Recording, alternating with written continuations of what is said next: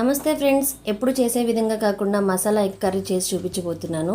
మన వీడియోని ఎవరైతే ఫస్ట్ టైం చూస్తున్నారో సబ్స్క్రైబ్ చేసేసుకోండి. అలాగే వీడియోని స్కిప్ చేయకుండా ఫుల్ వరకు చూసేయండి. కావాల్సిన ఐటమ్స్ కొత్తిమీర, పుదీనా, అల్లం వెల్లుల్లి, ఆనియన్స్, చిల్లీ, టొమాటో, ఉడికించిన 4 ఎగ్స్. కడాయిలోకి ఆయిల్ యాడ్ చేసి ఆనియన్స్ ఫ్రై చేసుకోండి. ఆనియన్స్ లైట్ కలర్ మారిన తర్వాత టమాటాను కూడా యాడ్ చేసి మంచిగా కలుపుకుంటూ ఫ్రై చేసుకోండి.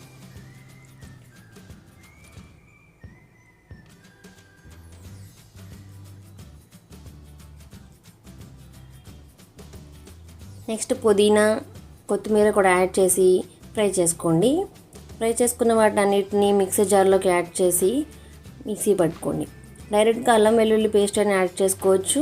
ఇలా అల్లం వెల్లుల్లి యాడ్ చేసి మిక్సీ పట్టుకోండి కోర్స్గా. తర్వాత ఎగ్స్ తీసుకోండి. ఎగ్స్ని ఇలాగా చూపిస్తున్న విధంగా అన్నిటికీ ఘాట్లు పెట్టుకోండి. ఇలా ఘాట్లు పెట్టడం వలన ఎగ్స్కి మంచిగా మసాలా పడుతుంది, టేస్ట్ బాగుంటుంది.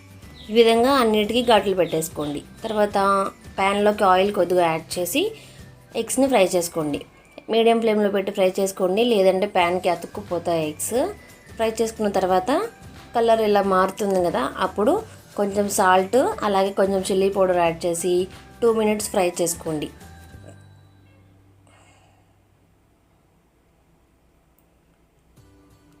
ఈ విధంగా ఫ్రై అయిపోతాయి కదా, తీసుకుని పక్కన పెట్టేసుకోండి. నెక్స్ట్ కోర్స్గా మిక్సీ పట్టుకున్న మసాలా పేస్ట్లోకి 2 గరిటెలు పెరుగు యాడ్ చేసి వాటర్ ఏమీ యాడ్ చేయకుండా ఫైన్ పేస్ట్ లాగా బ్లెండ్ చేసేసుకుని పక్కన పెట్టుకోండి. నెక్స్ట్ అదే ప్యాన్లోకి కొద్దిగా ఆయిల్ యాడ్ చేసి కరివేపాకు, పచ్చిమిర్చి యాడ్ చేసి ఫ్రై చేసుకోండి. తర్వాత స్టార్ అనాస, 2 లవంగాలు, 1 దాల్చిన చెక్క, 1 జాపత్రి, అలాగే 1 బిర్యానీ ఆకు యాడ్ చేసి ఫ్రై చేసుకోండి. నెక్స్ట్ మసాలా పేస్ట్ కూడా యాడ్ చేసేసి ఫ్రై చేసుకోండి. ఎక్కువసేపు ఫ్రై అవ్వని అవసరం లేదు, డైరెక్ట్గా మనం ఒకసారి ఫ్రై చేసాం కాబట్టి సరిపోతుంది. ఇలా తగినంత గల్లుప్పు, 2 టేబుల్ స్పూన్ కారం, ధనియాల పొడి, జీలకర్ర పొడి, గరం మసాలా యాడ్ చేసి ఫ్రై చేసుకోండి.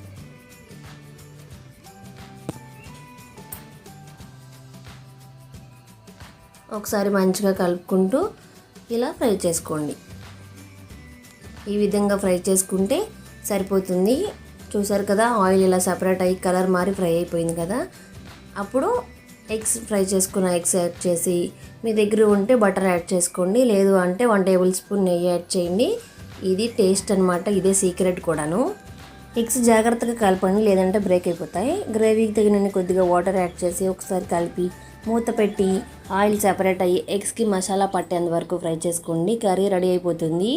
ఈ వీడియోని మీ ఫ్రెండ్స్ అండ్ ఫ్యామిలీ మెంబర్స్కి షేర్ చేసి అలాగే మీరు కూడా ట్రై చేసి ఎలా వచ్చిందో కామెంట్ చేయడం మాత్రం మర్చిపోకండి.